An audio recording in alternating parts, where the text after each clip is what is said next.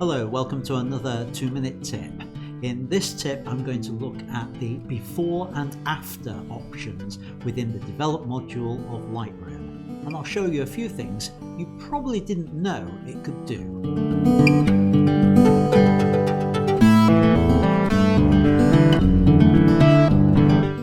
Hello, welcome to iansstudio. I'm Ian and Butterfield.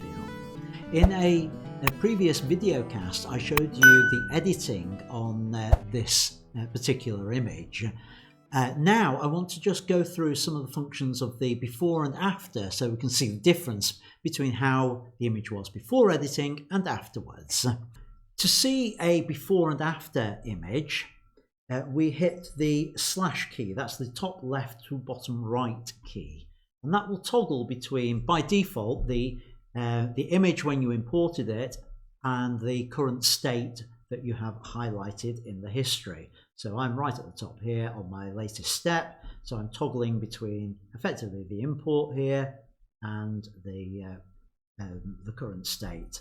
Now it might not be the import state that I want to compare against, so it's easy to change the state in the history that I want to look at. And the way we do that is we look down our history, and I might decide that the one I want to check about is the image before I started playing with the graduated filters. So I can right click on the step that says vibrance, and I have the option to copy history step to before.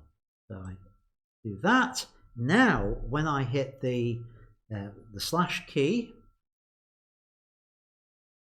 we toggle not between the imported state and the current state, but the current state and the one that's labelled up as vibrance. So just to recap on there, the shortcut key for before and after is the slash key, top left to bottom right, and you can go down the history, right click on a particular stage and set that as the before for the before and after display. I hope you found those two tips useful. I'll see you in the next 2-minute tip. Thanks for watching. Please make sure you subscribe so you don't miss future videos. Up here is a playlist of other videos similar to this one. Here is a video I think you will like, whereas over here is one that YouTube thinks you'll like. Until next time, keep making great photos. Bye for now.